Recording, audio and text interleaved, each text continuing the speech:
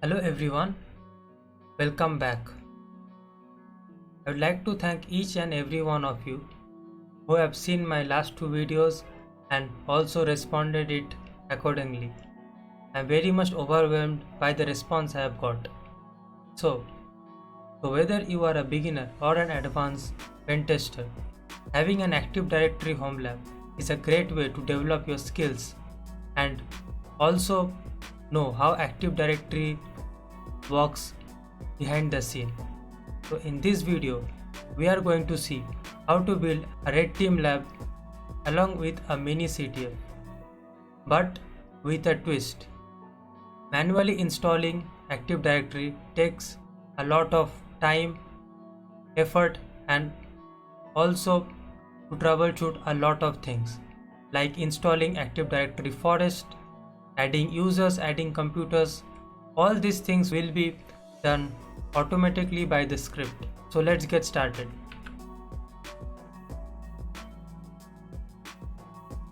Let me introduce all to Expose Lab.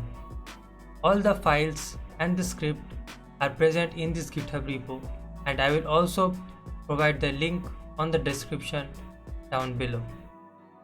The lab is based on a well-known TV series named Mr. Robot, and it also has some users present on the Active Directory lab. So these are the users that are present, and also there is a small question down below. If you can guess the answer, drop down into the comment section and I will have a look on it. The lab will be consisting of 4 machines. 3 of them will be an Active Directory set, and the 4th is a Linux web server. In the Active Directory set, the domain controller we will be utilizing is Windows Server 2019, and 2 of the clients will be a Windows 10 Enterprise Edition. This lab is consist of 2 of the networks. The first is the internal and the second is the external one. In the internal one, the IP address starts with 10.10.x and the external is 172.16.0.x.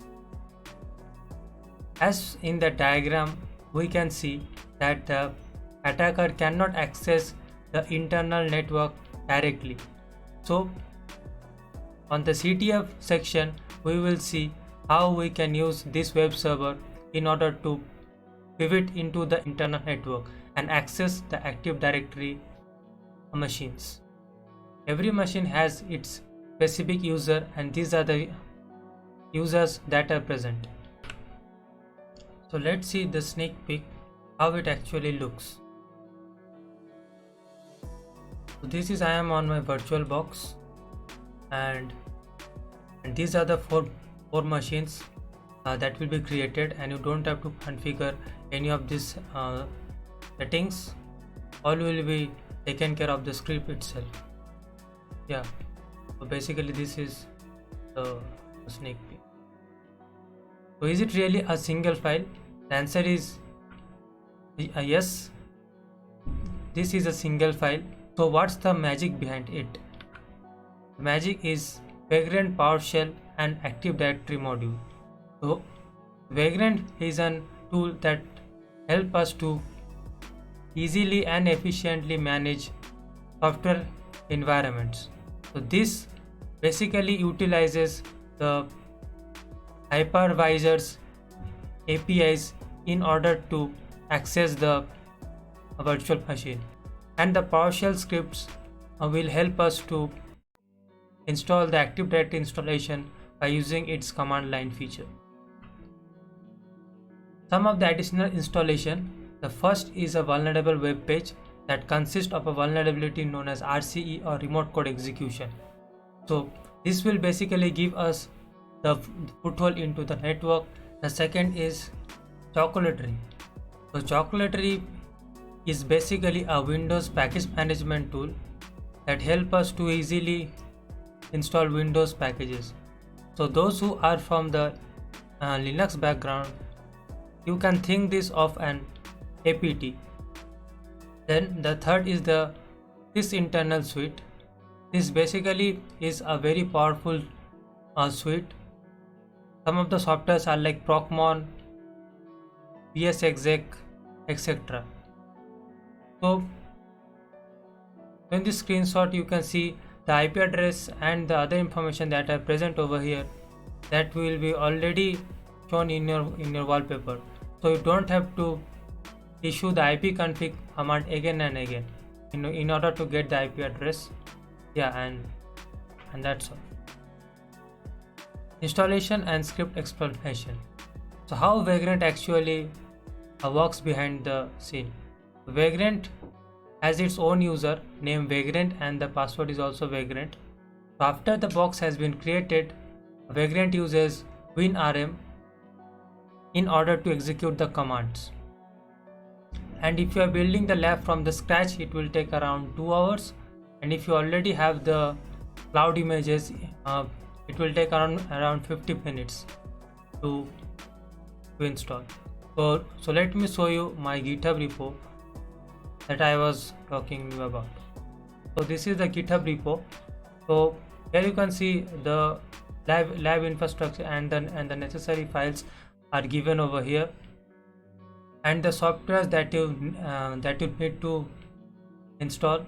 So for this installation I will be utilizing VirtualBox 6.1 and the installation of the Vagrant and its plugin and the necessary infrastructure, the cloud images, etc.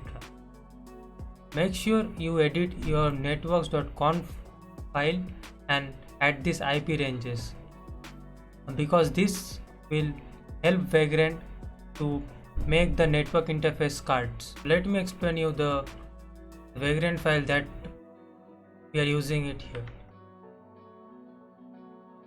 So these are the files that you will receive after git cloning the repo, and this is the Vagrant file. So there are 4 machines and the minictf section. So for the domain controller, first we need to define the VM and the Vagrant cloud image that are going to be used in this domain controller, the IP address you want to assign, the WinRM configuration, and here in this section the name of the virtual machine, the CPU core you want to give, the RAM, and the video memory you want to assign into the machine. So Vagrant utilizes 2 methods to run the script after installation of the box. The first is inline command and the second is the script method. So inline command is simply the PowerShell one-liner, and the script method is here you can just provide the part of the script that you want to run. So for this you can see here automation script / changed hostname.ps1. So in this directory, like if you go here in automation script, and you can see change host.ps1 is present. So if you check the script, this basically takes 3 of the parameters and uses a rename computer commandlet in order to change the name of the machine.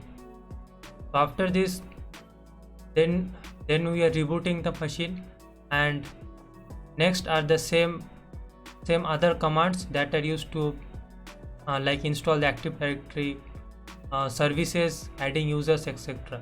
So these are for the domain controller, and for the Windows workstation these are same, but here we are changing the image, that is the Windows 10 Enterprise Edition, and the IP address, and same the name, CPU, the RAM, etc. So this is for like workstation 2, workstation 1, or web server. This script thing, like if you want to explore more, like you can just, like for the change hostname, you can just Google this commandlet and it will lead you to Microsoft website. From there you can research more about the command. And there's also a section of minictf. All the CTF file I have made on the temp folder, so it will not hamper you the main lab files. But if you don't want to have the CTF like you can just comment this section out and there will be no CTF file in the lab section. Yeah, so that's for the explanation. You may ask that can I remove a vagrant user or the vagrant network? The answer is yes, you can remove, but you cannot remove it by using automation technique, but you have to do this manually. And I have also given a script that will help you to remove the vagrant user, but make sure you run this script in context to different user, not the vagrant user. So that's all for the first part of the video, and in this part we just build the Active Directory lab, but on the second part we will see how to attack the entire lab network and get into the domain admin by using RDP credentials. Thank you everyone for watching this video till the very end, and I hope you all to see you on the next part of the video. Thank you.